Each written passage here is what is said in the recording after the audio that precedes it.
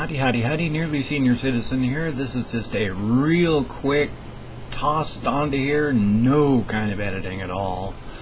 Just because it's 6:47 and a little more than an hour I've got to leave to go to the VA. Which is interesting because I'm not quite sure where I have to go yet. Could be a trip to Seattle from where I am. That's about a 200-mile drive. Could be a trip to what's known as American Lake. There's American Lake City there. That little town called American Lake City, something like that. But that's a 40-mile round trip. Seattle's like 200-mile one-way. VA at American Lake is about 100 miles round trip. You know, about 50 there, 50 back. And the other one like 200.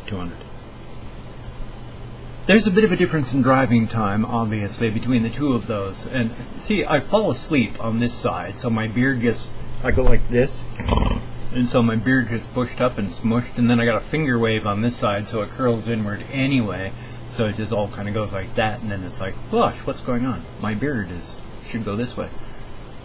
There we go. That's almost normal. Doing it all backwards here. Anyway, so I'm not quite sure where I gotta go.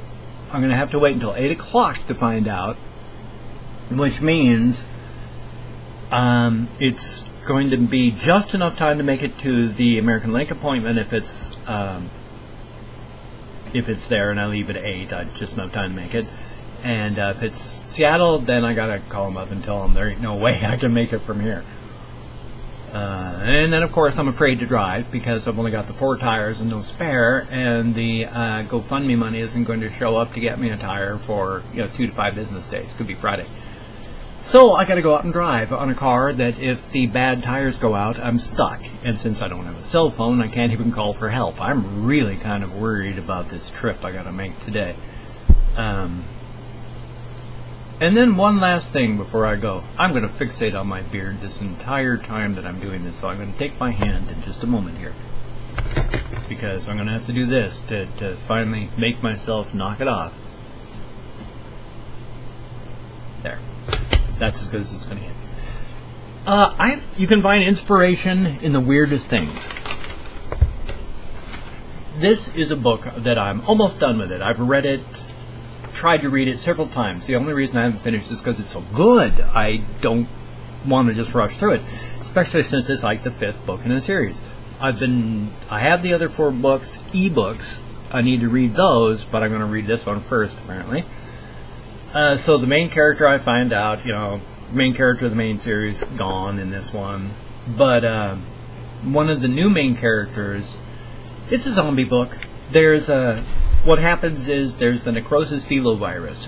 There's this huge hurricane in the San Antonio Gulf of Mexico area. It busts up the whole city there. The whole mess of petroleum and et cetera, mixes up and creates a new virus, the necrosis filovirus.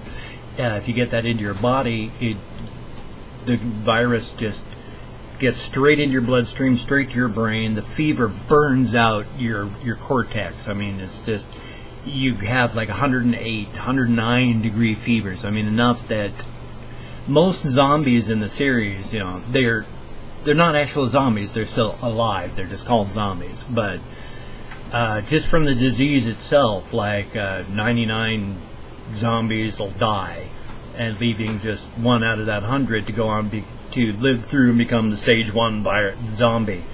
And because they're just recently burned out in their heads, they're rarely even dangerous. They're so stupid and so weak and so malnourished. 99 out of 100 stage 1 zombies are just so weak and malnourished, they just die. But the one survivor of that 100 becomes a stage 2 zombie. They become smarter.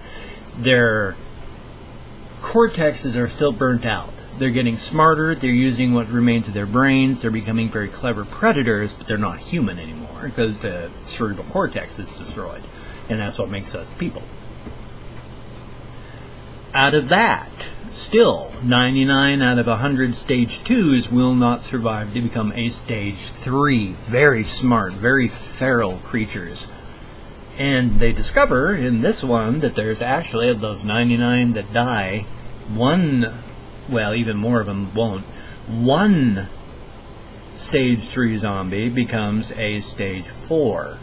A stage 4 zombie can actually see and control morphogenic fields. Now, morphogenic fields, the guy that can do it doesn't even understand how or why or what.